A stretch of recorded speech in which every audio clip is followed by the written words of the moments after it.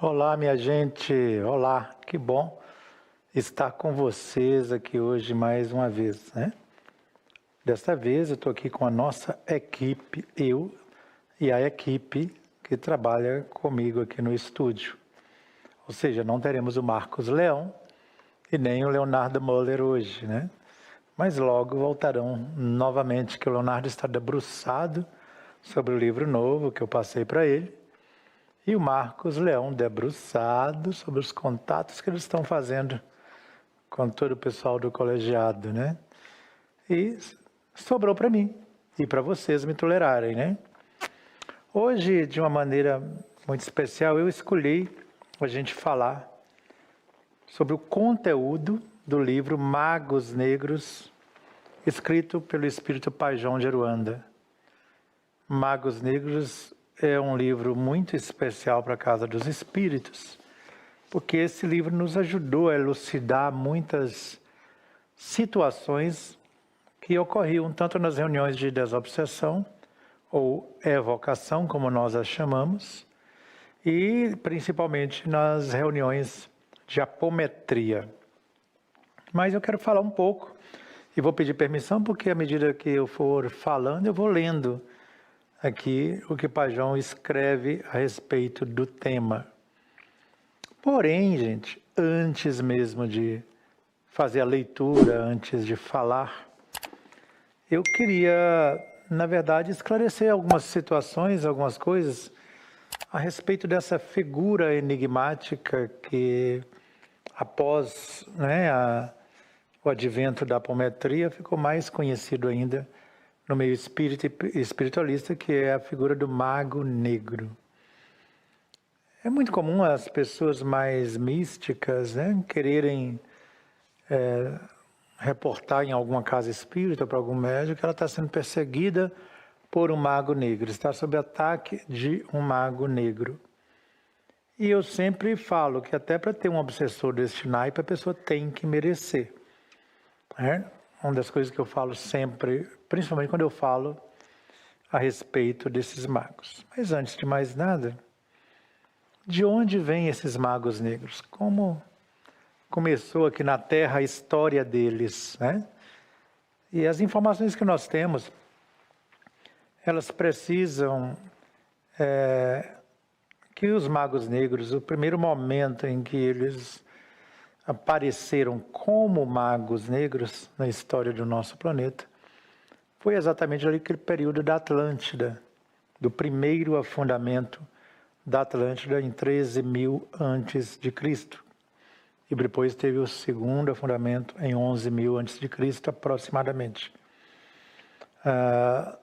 E ali foi o momento em que se definiu a respeito da magia, da alta magia praticada por muitos seres, alguns deles vindos do espaço, de outros planetas, de outros mundos, e que passaram a sua ciência para aqueles mais interessados, aqueles que seriam considerados, quem sabe, os seus iniciados, né? Os seus aprendizes, que já tinham certo conhecimento, interesse em conhecer as leis da natureza. Ali, exatamente naquela história da Atlântida, em que se dividiram os magos entre aqueles que utilizavam a sua magia para ajudar o progresso, para ajudar as comunidades existentes na época, e outros que usavam para seus próprios interesses. Então, a palavra mago negro tem a ver mais com aqueles seres que utilizaram e utilizam o conhecimento magístico no próprio interesse pessoal. Porque na sua base a magia é a mesma. A magia é a mesma ciência que nós conhecemos hoje, que no passado era chamado de magia, não existia a palavra ciência ainda. Então, quando os seres vieram do espaço para a Terra, os primeiros astronautas, eles trouxeram a sua magia. Porque você imagina alguém chegando no deserto, colocando um líquido em cima de uma pedra de 9 a 12 toneladas, e de repente esse líquido tem um efeito de antigravidade e a pessoa levanta essa pedra com a própria mão, porque anula a gravidade, essa pessoa é considerada um mago para aqueles que viviam na época. E não adiantava para os astronautas, né, de então, explicarem para os habitantes da Terra, para a comunidade recém-formada na Terra, qual o segredo dessa ciência nova que eles estavam vendo, porque eles não tinham base nenhuma para entender a respeito de gravidade, de antigravidade, de leis da física, física quântica, nuclear, a física das partículas. Nossa humanidade não tinha quem entendesse disso. Então passaram a ser venerados, adorados, respeitados e muitas vezes temidos devido ao uso em benefício da humanidade ou ao uso em benefício próprio que faziam deste conhecimento. Imaginemos alguém, então, que tinha um conhecimento científico, mágico, magístico, como dizia na época, de que se ele misturasse um determinado líquido extraído de uma planta com outro líquido extraído de um mineral, ele conseguia fazer uma ferida cicatrizar. E aí essa pessoa utilizasse isso diante da comunidade de seres humanos, recém-saídos da caverna, que não tinham conhecimento e nem capacidade ainda de entender a respeito dessas questões, e ele resolvesse curar algumas pessoas com esse conhecimento. Imaginemos mais ainda que ele construísse, ou que tivesse a ideia de construir lugares específicos, valas de pedra, e ali dentro ele colocasse algum equipamento, vamos chutar aqui, fios de ouro, ligando aquilo a uma câmara de onde provinha energia, uma energia diferente da que se conhecia até então, e enchesse de um líquido que tivesse um potencial de regenerar células do corpo físico. Alguém já à beira da morte era colocado ali dentro, fechava-se aquele buraco em forma de cripta e depois de uns 30 minutos, uma hora, retirava, a pessoa estava completamente curada. Para a comunidade da época, isso representava uma magia especial, algo que eles não tinham explicação e por isso reverenciavam os deuses por este conhecimento milenar. Não deixava, na linguagem de hoje, de ser uma ciência muito além da que nós conhecemos hoje, mas uma ciência com a tecnologia extremamente desenvolvida. Pois bem, imaginemos então que os séculos fossem passando e algum conhecimento fosse espalhado ou se espalhando de alguma forma pela humanidade. E esses seres do espaço transmitindo para a população da Terra o conhecimento sobre esta magia, esta ciência que eles traziam do espaço. E formando grupos, escolas de aprendizes, de iniciação em várias latitudes do planeta. Aí nós vamos surgir escolas na Mesopotâmia, ali próximo de onde foi o Irã, Iraque, Oriente Médio, aquela região, várias escolas dos sábios, os colegiados do silêncio. Vamos surgir próximo às pirâmides, vários templos de Tebas, de Karnak, de Alexandria e outros mais importantes, onde parte dessa ciência era ensinada. Isso requeria dedicação integral à vida inteira da pessoa, tanto que o comum era se entregar à criança com 7 anos de idade para o chamado sumo sacerdote, e ele só saía dali daquele tempo aos 49 anos de idade, depois que ele dominasse algumas situações comuns no planeta Terra, mas dominasse em termos de conhecimento e poder praticar aquilo. Estes eram conhecidos como magos. como sacerdotes, sumos sacerdotes. O sumo sacerdote é aquele que tinha um conhecimento máximo que ainda trazia na sua lembrança, na sua memória do passado.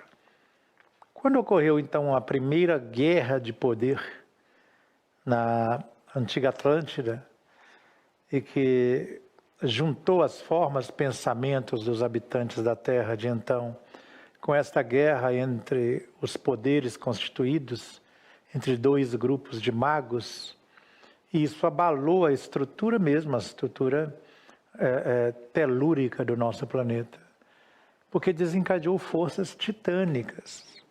Provavelmente deve ter existido armas nucleares ou semelhantes a armas nucleares, trazendo essa magia absurda, né, para a época,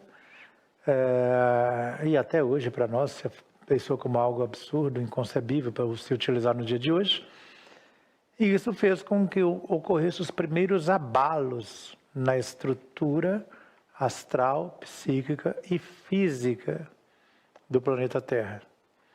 Esses seres que travaram esse embate, passando então para a outra dimensão da vida, se constituíram num grupo que ficou conhecido como magos negros. A diferença entre os magos negros e o que restou de conhecimento é que eles, hoje em dia, né, milênios e milênios estudando as formas, pensamento, a força do pensamento, a força das emoções, eles conseguem interferir em toda a humanidade. Quem ficou aqui do lado de cá, guardou algum resquício de conhecimento e se transformaram nos chamados feiticeiros, que é uma decadência da alta magia. Então, de posse dessa introdução, para a gente ter uma noção de onde surgiram os primeiros magos negros aqui no planeta Terra, né?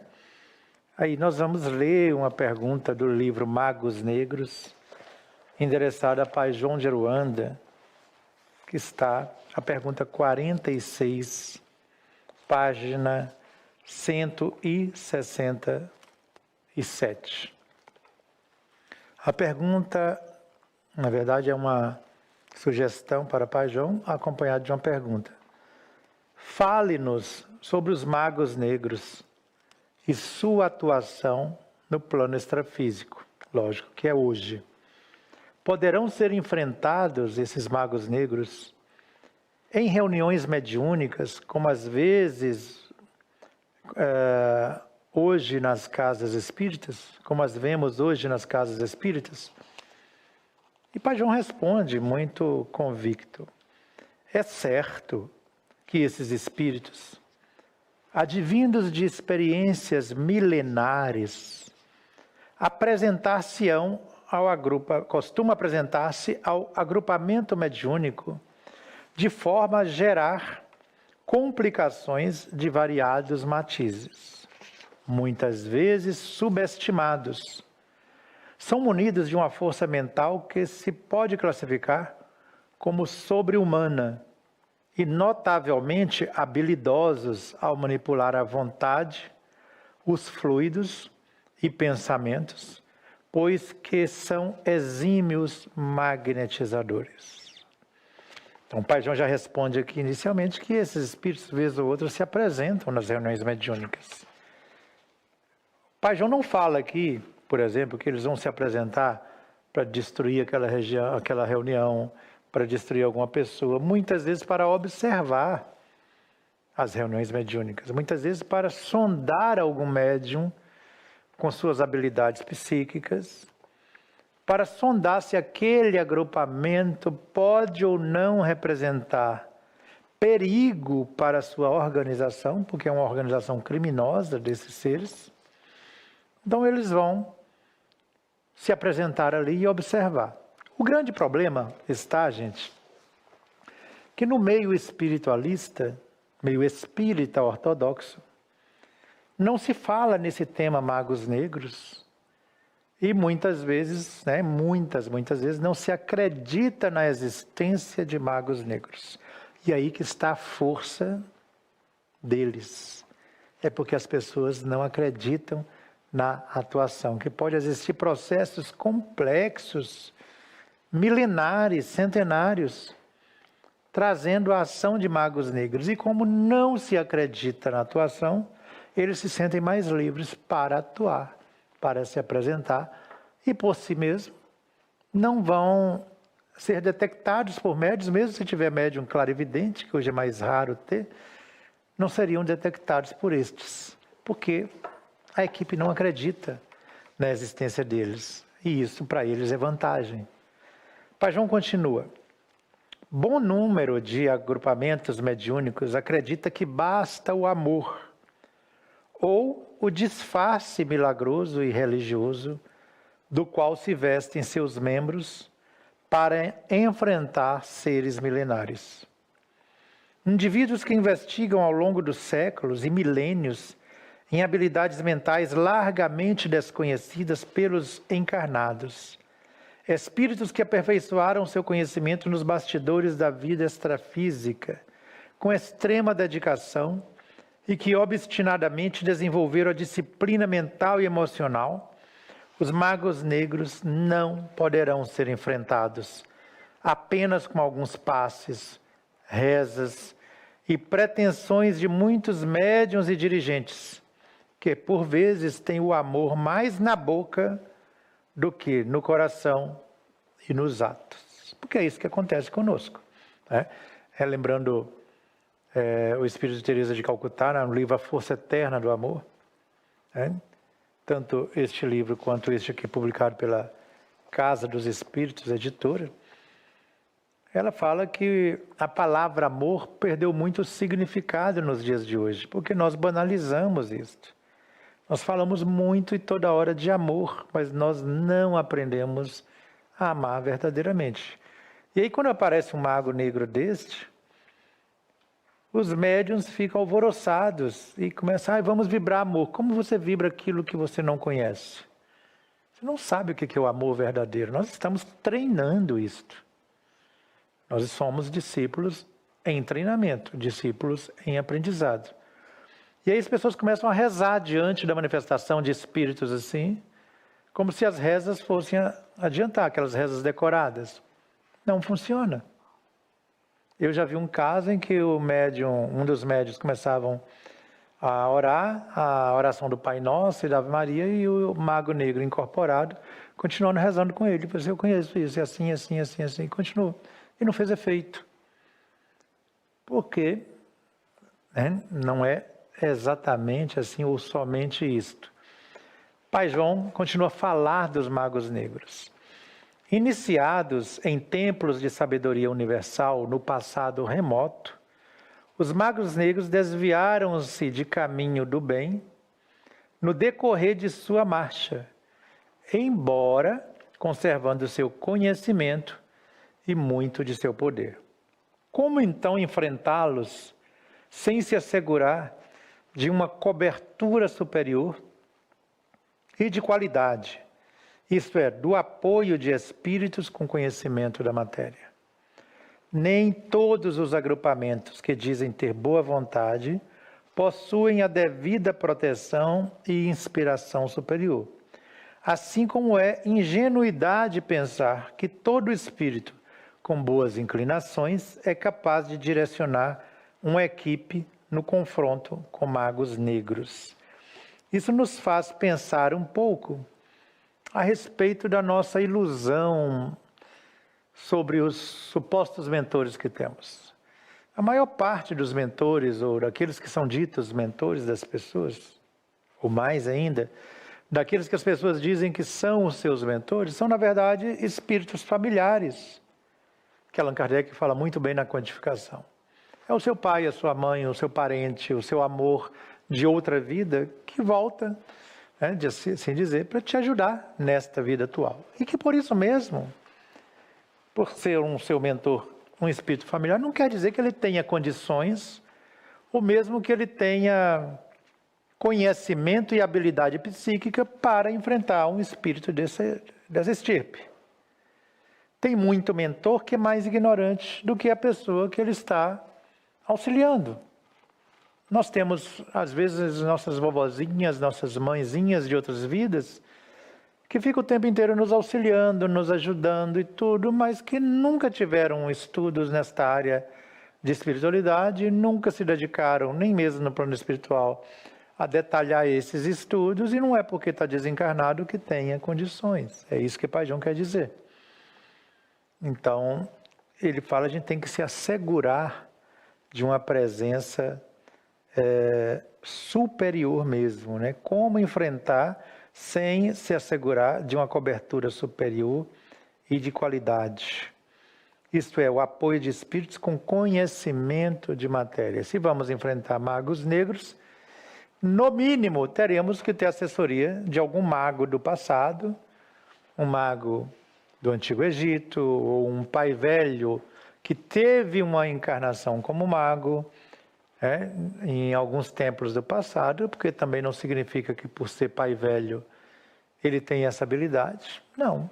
Muitos pais velhos que manifestam com toda a sua bondade e carinho são ex-escravos com conhecimento abaixo da média da época e desencarnaram, continuam com esse conhecimento muito abaixo da média e manifestam em médiuns que também não são preparados. E por mais amor que exalem, por mais vontade de ajudar que exalem, não são espíritos sábios, não são espíritos com conhecimento específico ou especializados. E outros já são. Outros já tiveram estudos na área da alta magia, estudos de ciências ocultas, estudo de várias outras temáticas em outras vidas, em campos de ação e conhecimento que nós desconhecemos, mas que para conhecer temos que perguntá-los, né? Então ele fala o seguinte: nem todos os agrupamentos que se dizem de boa vontade possuem a devida proteção e inspiração superior. Assim como é ingenuidade pensar que todo espírito com boas inclinações é capaz de direcionar uma equipe no confronto com magos negros, né? Bom, aí Pai João fala que nem todo agrupamento possui a devida proteção. Olha que interessante. Que para enfrentar os magos negros eu tenho que ter uma proteção energética, espiritual, de bom gabarito. Né? Conhecer quem são os responsáveis espirituais pela tarefa de proteção. Quais guardiões estão responsáveis por isso? Entrevistar esses guardiões e saber o que vocês fazem exatamente. Quantos cinturões de proteção eu tenho no entorno da reunião mediúnica?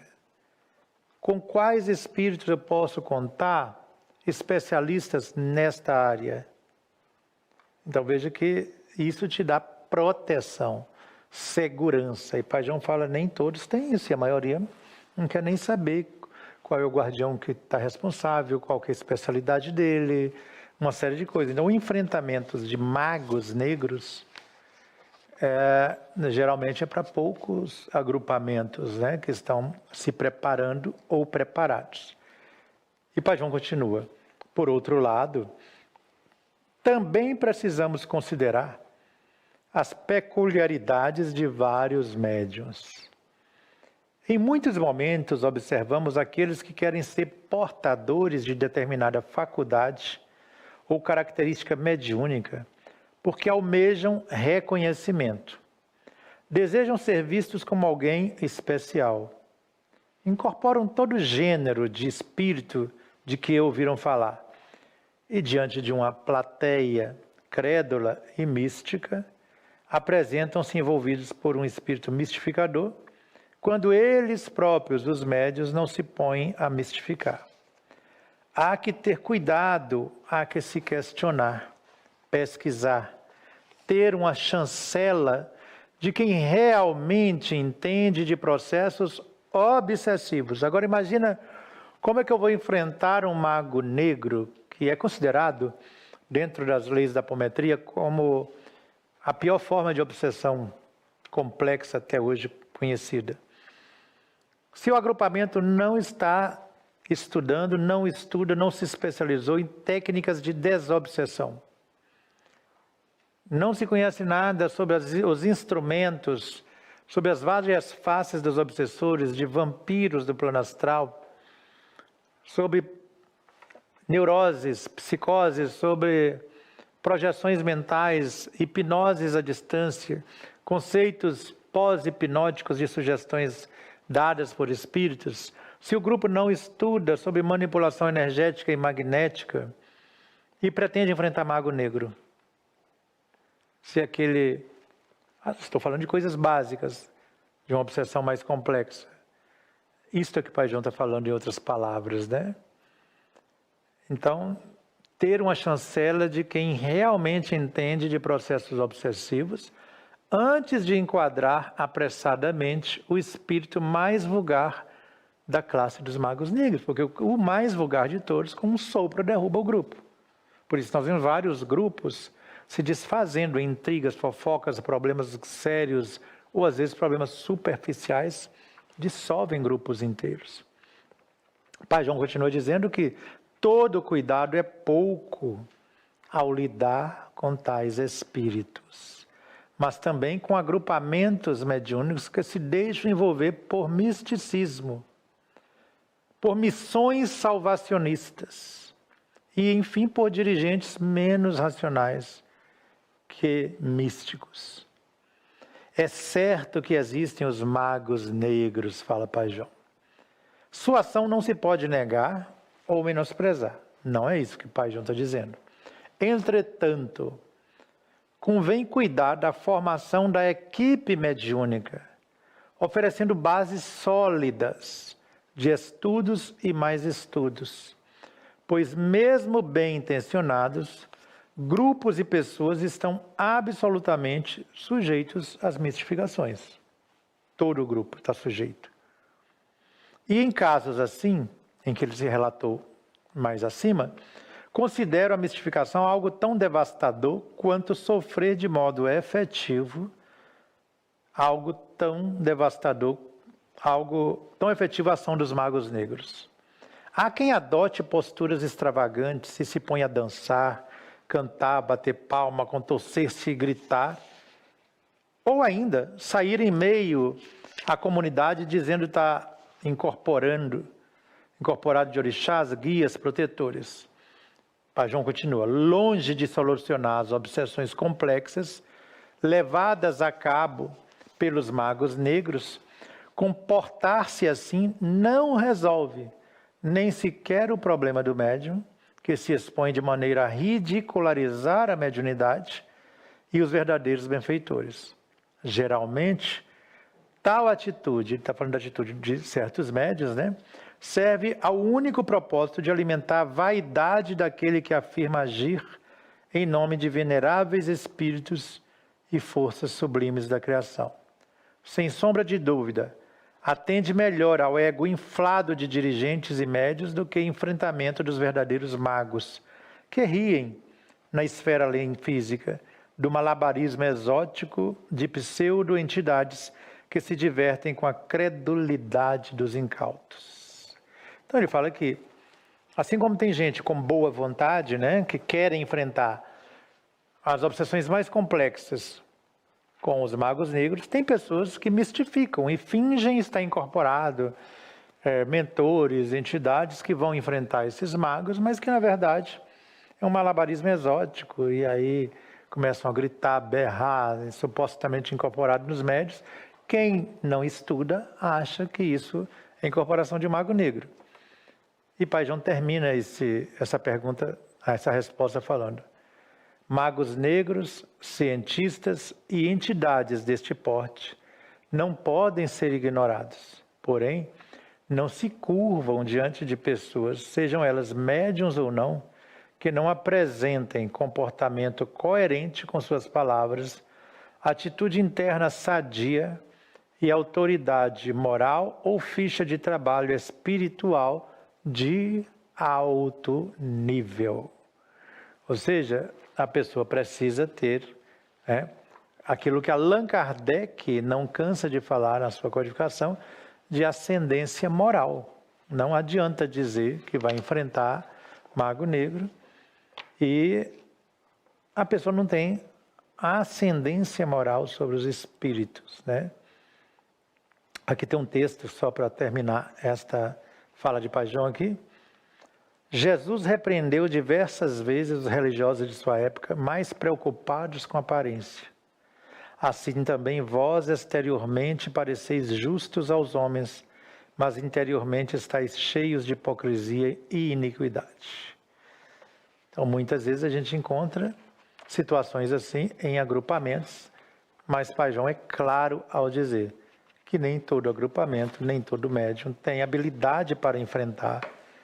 E aí a gente tem que ter um cuidado maior, até mesmo para não sair ou acrescentar um outro processo obsessivo, que além da obsessão complexa, perpetrada e mantida por magos negros, também entremos no processo de manipulação de médiuns, de dirigentes em cima da gente, e te leva a uma outra obsessão, que é de encarnado com encarnado.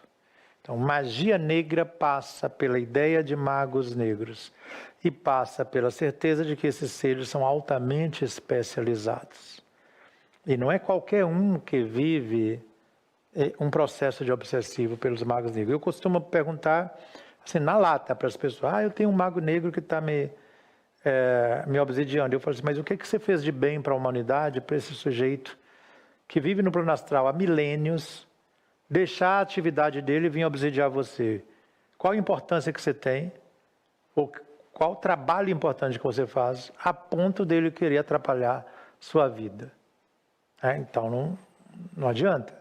Se é a mesma coisa a pessoa aparecer com um carro todo danado, todo destruído, sujo, arrebentado, e escrito assim, se você tem inveja de mim, vá trabalhar também. Porque quem vai ter inveja daquilo?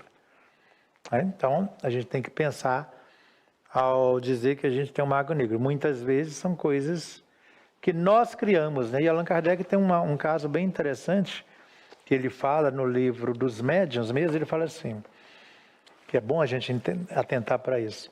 Cumpre, todavia, não se atribuam à ação direta dos espíritos todas as contrariedades que se possa experimentar, das quais não raro decorrem da incúria ou da imprevidência humana, né? Um agricultor, escreve Kardec, nos escreveu certo dia que havia 12 anos toda sorte de infelicidade lhe acontecia relativamente ao seu gado. Ora eram as vacas que morriam ou deixavam de dar leite, ora eram os cavalos ou os carneiros, ou os porcos que sucumbiam. Então, todos os animais, durante 12 anos, morrendo com extrema facilidade. Ele fez muitas novenas que em nada remediaram o mal. Do mesmo modo que nada obteve com as missas que mandou celebrar, nem o exorcismo que mandou praticar. Mandou gente na casa dele para praticar exorcismo, tirar o suposto espírito ou espíritos do mal. Persuadiu-se, então, de acordo com o preconceito dos campos, de que lhe haviam enfeitiçado os animais. Supondo-nos, sem dúvida, dotados de um poder encorajador maior do que o da cura da sua aldeia, pediu nosso parecer. E aí, Allan Kardec apresentou para os espíritos, e ele diz, foi a seguinte a resposta que obtivemos dos espíritos.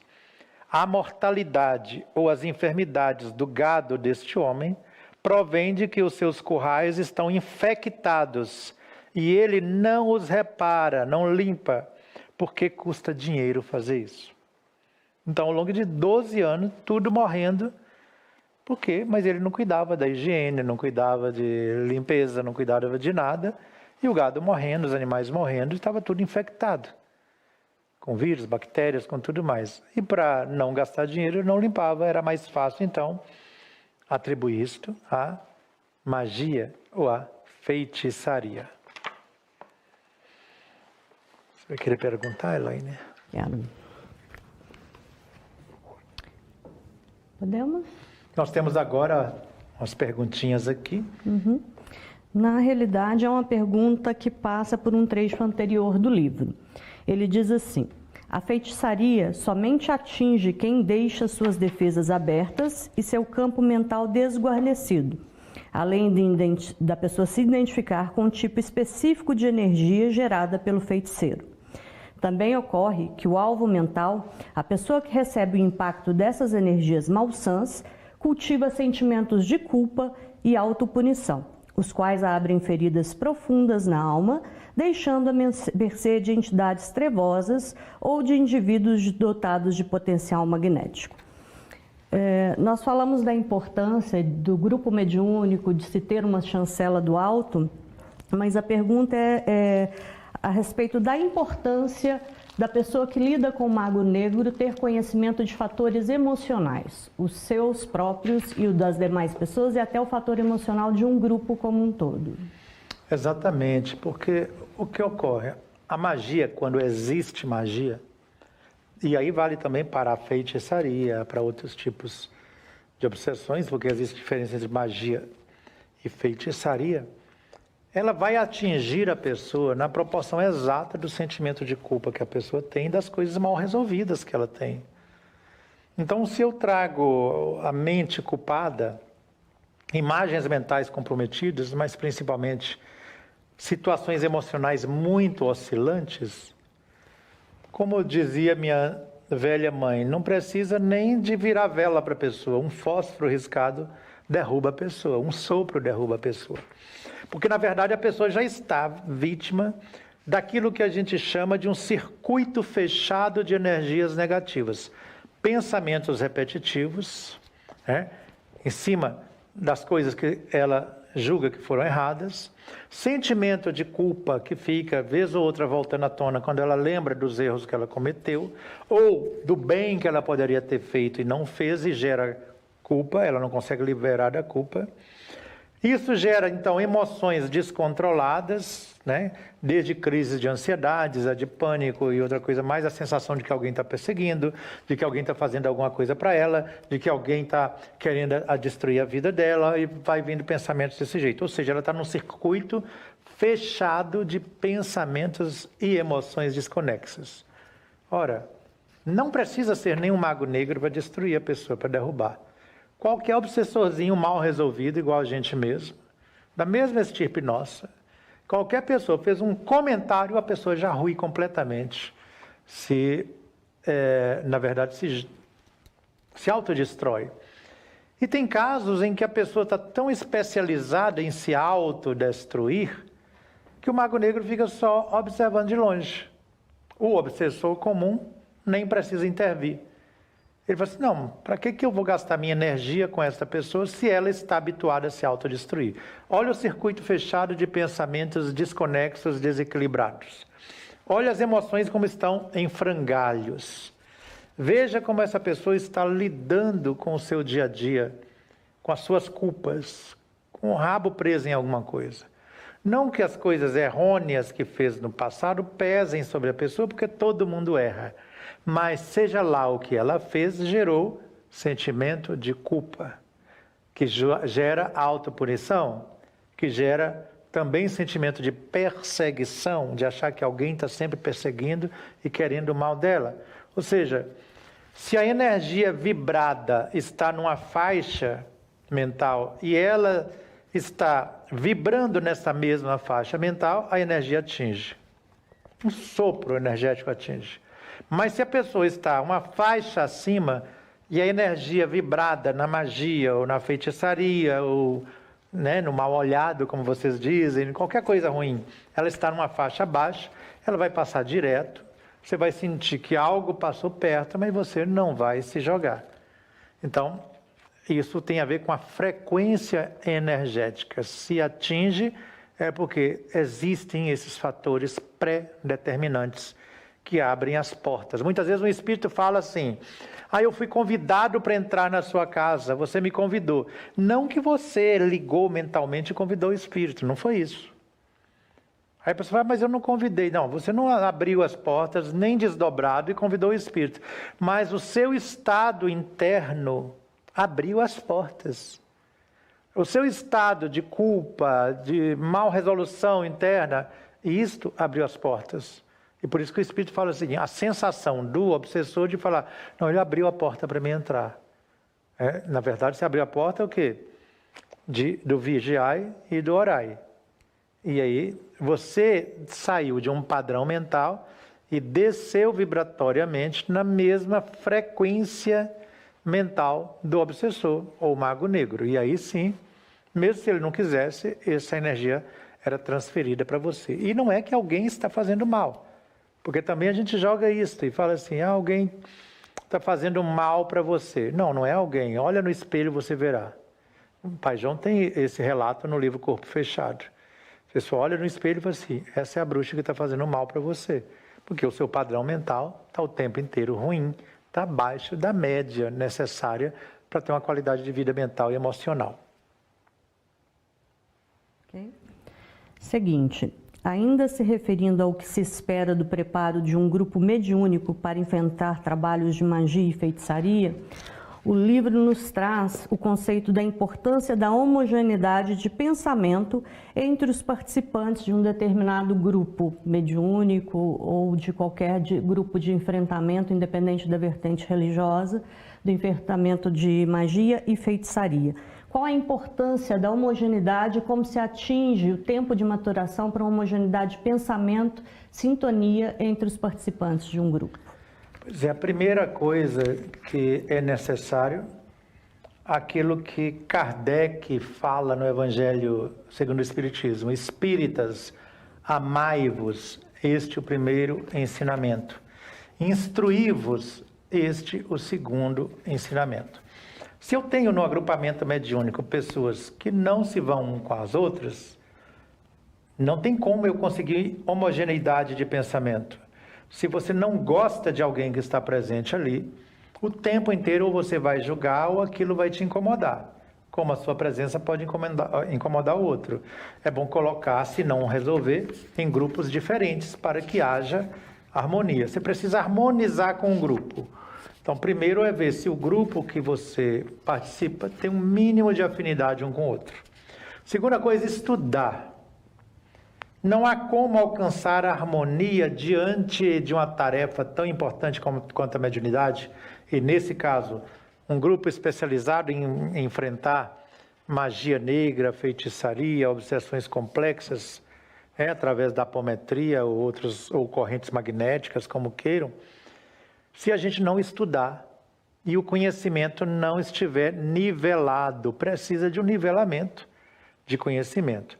Se o grupo não gosta de estudar, alguém não gosta de estudar no grupo e fica para trás, ele deveria ser conduzido para outro agrupamento em que as pessoas também não gostem de estudar, porque não tem como ter harmonia. Se um grupo está avante no conhecimento, preparando-se cada vez mais, se reunindo para preparar, criando harmonia entre eles, e um dos elementos, ou mais, não queiram acompanhar, não tem jeito, a presença desse elemento vai minar toda a estrutura do grupo.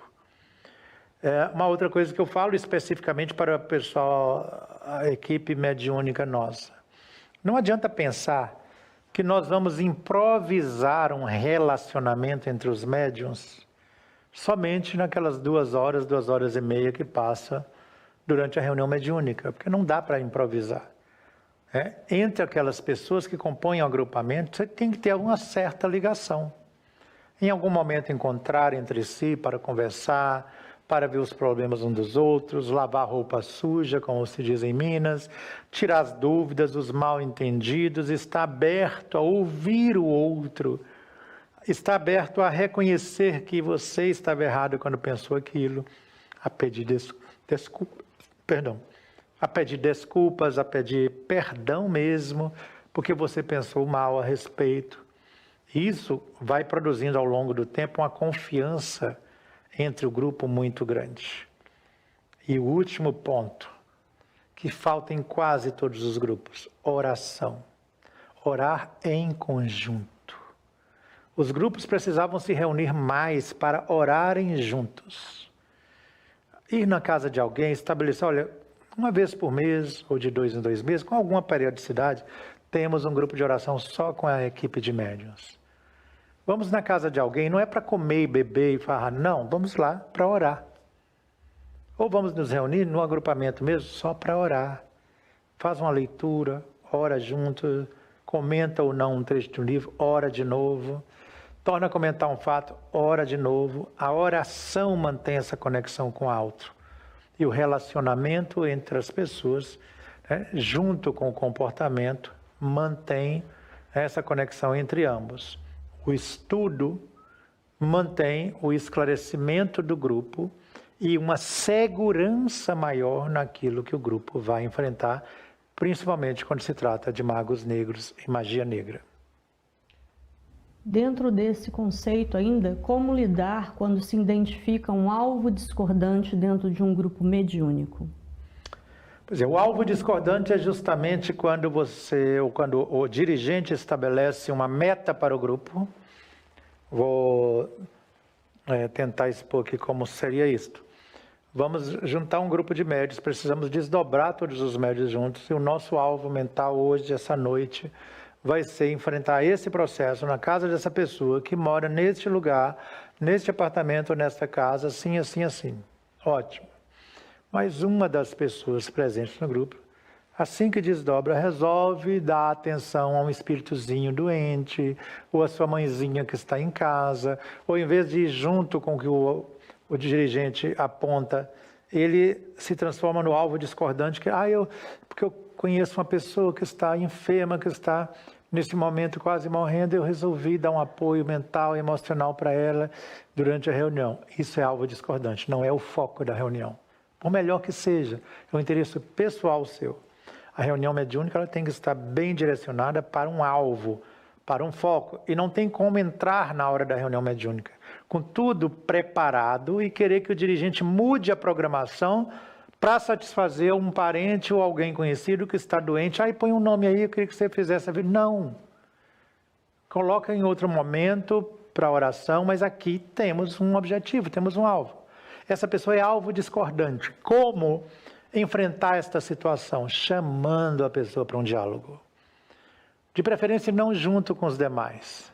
Chama a pessoa, conversa 1, 2 vezes, explica, mas principalmente, gente, isso resolve se tiver estudo. Se todos estudarem, e eu não estou falando de alguém ensinar o outro, temos livros muito esclarecedores no movimento espiritista, espiritualista. Todo mundo estudando, comentando, você vai chegar a esta conclusão natural. Você tem que ter foco. Mas se a pessoa não é uma pessoa que por si só, ela perceba que ela está sendo um alvo discordante, você chame a pessoa em particular. Se isso não adiantar, a receita de Jesus. Se alguém te incomoda, chame-o em particular e converse você e a outra pessoa. Se isto não resolver, o que Jesus fala? Chame 2 ou 3 testemunhas e converse na presença delas.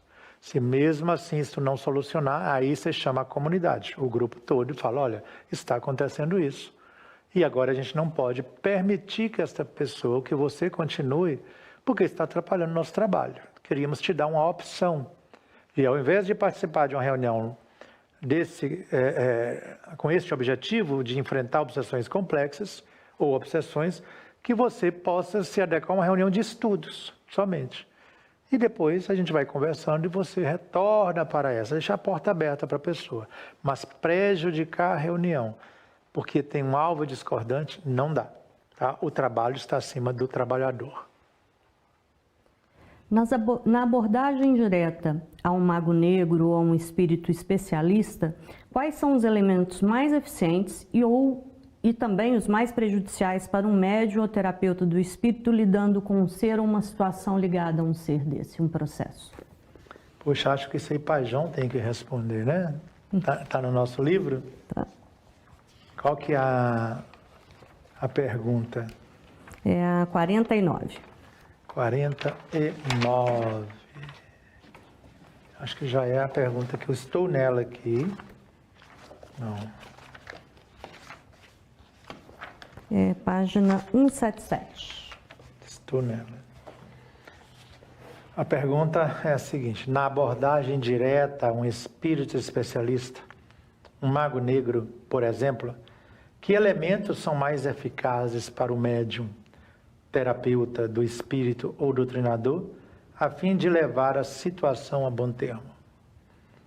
Nossa, tem a primeira resposta de Pajão: viver aquilo que se prega, que é coerência.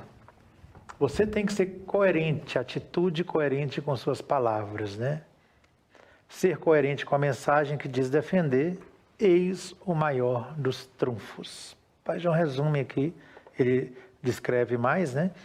Mas na verdade a gente teve uma vez uma abordagem em determinado centro que a gente havia fundado antes da Igreja Batista, em que manifestou um espírito mago negro e uma pessoa, o grupo inteiro, nós não estávamos preparados, na época nem estudávamos sobre isso. E o cara chegou e falou assim, bateu palmas, incorporado no médium, falou, traga a ficha de todas as pessoas aqui.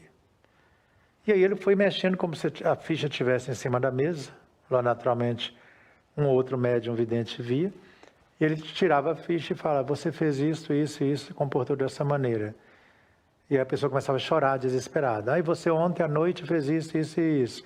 Aí o dirigente da reunião, você não pode falar isto. Em nome de Jesus você tem que respeitar o ambiente. Aí ele falou assim, o Mago Negro, tranquilamente, Jesus eu sei quem é, mas o nome dele na sua boca é revólver sem bala. Não tem poder nenhum na sua boca. Eu respeito o nome dele, mas é você que diz ser o doutrinador e dirigente é que não respeita, porque você estava fazendo no seu escritório de contabilidade uma situação assim, assim, assim, e foi falando para a pessoa. Ora, para esses espíritos, vale muito mais a sua vivência para enfrentá-los do que a técnica que você tem. Não adianta a pessoa começar a estralar mãos e gritar e falar alto, mas se ela não vive aquilo que ela fala, é revólver sem bala para esse tipo de espírito. Magos negros e especialistas das sombras agem intensamente no psiquismo de seus alvos, incitando o surgimento de diversas doenças que a medicina não explica, inclusive implantam no indivíduo micro-organismos e outras criações de natureza astral. E o livro discorre sobre, inclusive, larvas, bactérias e vírus no corpo físico que não são identificados pela medicina tradicional. Você poderia nos falar um pouco sobre esse tema e, se possível, exemplificar algum caso que chegou até você como médium e como terapeuta? Bom, a grande especialidade dos magos negros é justamente contaminações de caixas d'água, de reservatórios inteiros de água para fazer testes, não é porque eles querem prejudicar uma pessoa específica, fazer testes com os vírus e bactérias desenvolvidos em seus laboratórios, né? Porque eles pegam muitas vezes larvas do plano astral inferior e em seus laboratórios, junto com, às vezes, com alguns cientistas das sombras, eles viciam essas larvas, essas criações mentais.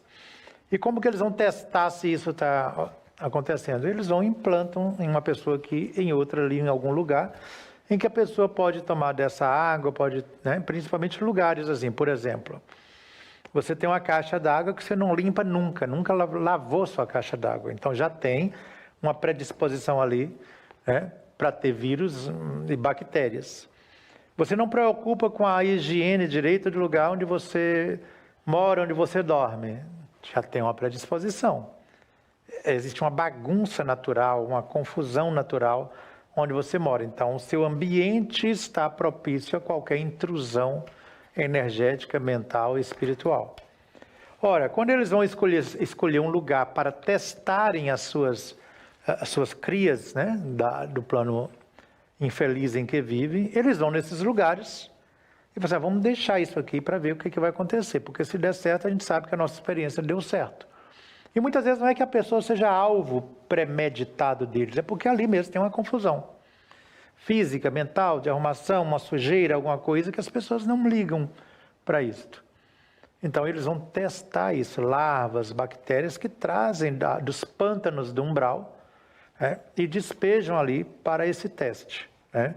É como se a gente, às vezes, em algumas comunidades, algumas pessoas, mais pessoas, fossem cobaias disso. E nós tivemos um caso, sim, mas há muitos anos, em que a pessoa apresentou uma situação de alergia intensa e que já havia procurado médicos e tudo mais, inclusive a própria antroposofia e homeopatia, e não debelava o mal, e foi se espalhando para o corpo afora. Começou algo assim na parte íntima e depois foi espalhando. Chegou-se a suspeitar que a pessoa estava com sífilis, fez todos os exames, não estava. Aí aquilo começou a deixar marcas no corpo da pessoa, então sumia um período, outro período voltava, sumia por pouco tempo, na verdade, e depois voltava por um tempo maior. Quando foi verificar, eu não estava presente na reunião, eu apenas indiquei para ela ser atendida na reunião de apometria, e que foi verificar, a primeira coisa que os espíritos falaram assim, manda lavar a sua caixa d'água. Eu falei assim, como lavar? Quanto tempo que você lavou a sua caixa d'água? Nunca lavei. Quantos anos que essa caixa d'água está lá na sua casa? Há uns 20 anos. E você já mandou alguém subir para ver se está limpo ou não? Não, eu achei que não precisava. Então manda limpar a sua caixa d'água. Lavar mesmo, com água e sabão. Tira a água toda, joga fora e limpa. A pessoa achou estranho, mas mandou alguém. Quando chegou, tinha dedos assim de lodo e bichinhos no fundo da caixa d'água. Mas não só no fundo, mas do lado de fora. Tinha uns bichinhos brancos andando assim. Então, de contaminação mesmo. Limpou a caixa d'água, tudo, e os espíritos voltou. Eles falaram assim, agora nós vamos fazer uma limpeza energética em você. Porque você precisa entender um pouco de defesa psíquica, defesa energética. Não adianta você fazer isso, porque ali foi um lugar escolhido por um mago negro para fazer um teste de bactérias trazidas do umbral para ver se funcionavam. E por acaso eles viram o seu ambiente e viram que você não se preocupa também com a higiene mental e nem emocional. Ora, é o alvo fácil para ser testado. Não que você tenha feito alguma coisa para eles, não, mas você tem um sistema fértil onde pode proliferar esse tipo de coisa. E ela já estava mais de ano com essa alergia, e os espíritos disseram, vamos te passar algumas coisas para você fazer, e aí você retorna e vamos te levar para ser atendido na apometria. Hoje a gente já tem a parte da apometria energética, com a limpeza energética, mas não basta só fazer a limpeza na reunião de apometria. A pessoa tem que aprender técnicas de autodefesa psíquica e energética, e técnica de preservação dela, emocional e mental, para ela não ser alvo fácil, não só de magos negros, pode ser qualquer outro tipo de espírito que produz essa contaminação. Isso é muito sério, isso agrava. Se a pessoa tiver, então, com a imunidade baixa, a situação piora assustadoramente. Inclusive, gente, nós temos um curso, o curso de apometria, que está na nossa plataforma, que temos uma entrevista com o Mago Negro incorporado, no capítulo, no item 9, módulo 9 do nosso curso de apometria. Mais ainda, na próxima semana nós vamos continuar o assunto falando um pouco mais sobre os ataques energéticos e espirituais, como que se caracteriza um ataque e como que muitas vezes utiliza as pessoas do plano físico encarnadas que nem acreditam neles para ser os instrumentos deste ataque energético e espiritual. Então, semana que vem, fiquem atentos que nós continuaremos com esse tema. Mas agora, eu quero dar um comunicado a vocês, fazer um comunicado. Vocês que viram a gente falar aí há algumas semanas já, alguns meses, sobre o nosso curso gratuito, que Caminhos de Aruanda, tivemos mais de 5.000 pessoas matriculadas no curso gratuito, e que foi excelente para desmistificar muitas coisas a respeito do povo de santo, a respeito da Umbanda, a respeito das entidades maravilhosas que trabalham na Umbanda e também do povo de Orixá, dos orixás. Nós estamos agora, exatamente nesse momento aqui para vocês, abrindo um novo curso mais profundo, mais detalhado para quem quer entender mesmo o que é Umbanda, para pessoas que são umbandistas e querem fazer uma transição para uma Umbanda mais espiritualizada, como que eu vou reorganizar o meu terreiro, para pessoas que sentem que está na hora de abrir o seu terreiro e fazer a coisa acontecer de uma maneira mais espiritualizada, com menos elementos materiais, entender em detalhes sobre vários temas, inclusive sobre orixá, sobre ebós e sobre tudo mais. Nós estamos abrindo agora para vocês o curso Segredos de Aruanda. Veja que o outro, né, era o curso chamado Caminhos, e este é Segredos, porque é um curso mais aprofundado, bem mais detalhado, e é inspirado pelos imortais, né, principalmente trazido por Pai João de Aruanda e pelos seus 7 encruzilhadas, um dos guardiões, com o objetivo de esclarecer, de instrumentalizar, quer dizer, dar poder a você no sentido de dar instrumentos para você lidar com o plano astral, e com as entidades que trabalham dentro desta energética da Umbanda, né? Atualizar os conhecimentos e a prática também quando se trata de viver em espiritualidade. Nosso intuito como curso Segredos de Aruanda é compartilhar com o aluno o conhecimento e a experiência trazidas pelos habitantes de Aruanda, por Pai João, Vovó Maria Chiquinha, Vovó Maria Redonda, por Caboclo Tupinambás, por seus 7 encruzilhada, pelo Viludo, né? Trazer todo esse cabedal de conhecimentos que apresenta de uma forma mais simples possível, porém eficaz, extremamente eficaz, a forma de vivenciar o sagrado na prática da caridade e do amor ao próximo dentro da visão da Umbanda. Não é o objetivo desse curso fundar outra religião, não é nada disso, tá? Nem contestar o candomblé, né? Ou mesmo reformar a Umbanda. Muito pelo contrário, nós trazemos luz, conhecimento, um ponto de vista diferente de Pai João de Aruanda, de quem habita Aruanda, né? Daquilo que desde antes era considerado sagrado. Nós temos 7 módulos com vários itens nesses módulos, né? Então, nessa introdução dos segredos de Aruanda, desde o módulo 1, que vocês já vão ficar encantados com a quantidade de conhecimento trazido, né? O segredo dos orixás, né? Que é o sagrado nosso de cada dia. Como despertar o seu orixá interior, no módulo 3, trabalhar com esse orixá, essa força, essa luz interior.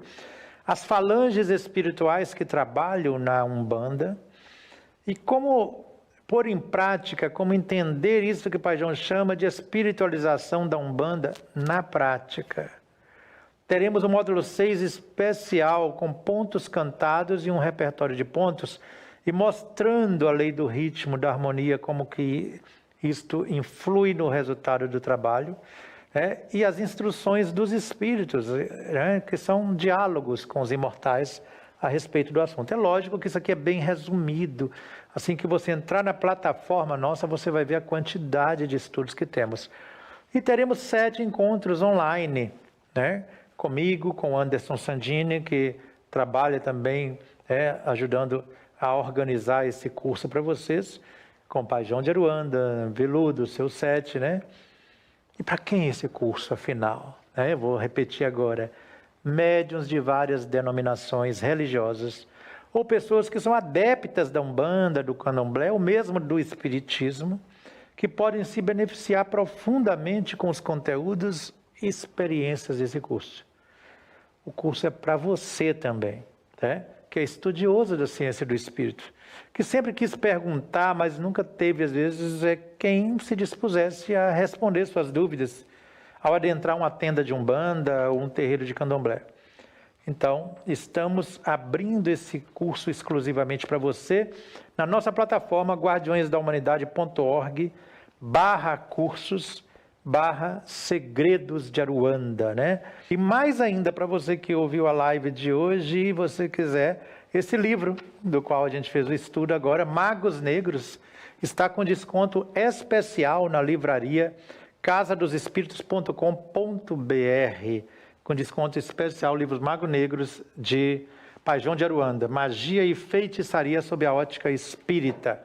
Então estou te esperando, porque nós estamos abrindo os segredos, as portas de Aruanda para você. Curso Segredos de Aruanda. Segue aí, você vê que aparece aí embaixo logo, né, a nossa plataforma. Só clicar e você vai ter acesso a um conhecimento fantástico, desde caboclos, pretos velhos, exus, eirês, orixás detalhadamente, né, como lidar, como despertar, sobre como fazer, né, existe um jeito diferente de fazer tudo isso que se faz por aí.